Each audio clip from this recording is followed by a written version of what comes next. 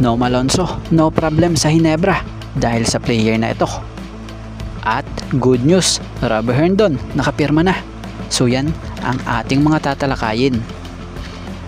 So patuloy na magstay sa NLEX si Robert Herndon matapos nitong pumirma ng 1-year contract extension na kung saan ay kinumpirma ng NLEX Road Warriors sa kanilang social media account na sinasabi rito credit po. Arangkada NLEX, Robbie stays locked in. Robert Herndon is still with the NLEX Road Warriors, signing a 1-year extension as he gears up for a stranger run this PBA season. Coming off a solid campaign where he averaged 6.9 points on 43.7% shooting from deep last season, the veteran shooter is dialed in a ready to bounce back after NLEX tough quarterfinal exit. Redemption season loading.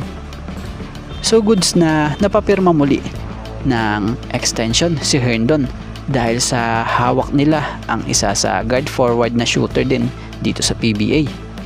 At sa pagkakapirma ni Robert Herndon ng 1-year contract extension sa NLEX, inaasahang makapagbibigay ito ng leadership sa team at floor spacing para sa koponan. Batay nga po sa report pa, itong NLEX ay patuloy na pinananatiling buo ang core this offseason bilang paghahanda nila at babalik sila ng mas malakas para sa pinakabagong season ng liga.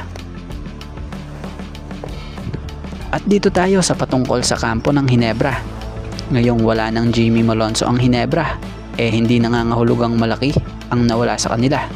Dahil maraming player na po pwedeng pumalit sa posisyon ni Jamie Malonzo sa Hinebra.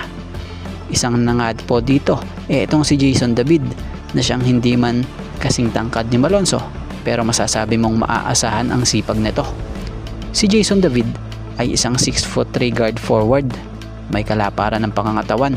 Ang kagandahan sa laro nitong si Jason David hindi basta-basta mo iipod kahit banggain ito at may husay talaga dumipensa. At kadalasan nga pag ginagamit siya ng Hinebra still ang isa sa armas niya. Ito yung talagang mataas ang IQ dahil sa ito'y matiyempo. About naman sa shooting na to, kung titingnan mo, kung noon pa man nabigyan na ito ng playing time ng mas mahaba like Jamie Malonzo, possible mas threat ito sa 3-point area. Nakita nyo naman last conference yung ginawa niya, galing pa nga yan sa pagiging reserve player at nung biglang ini-activate at binigyan ng chance na magamit agad, nagpakitang gilas agad ito.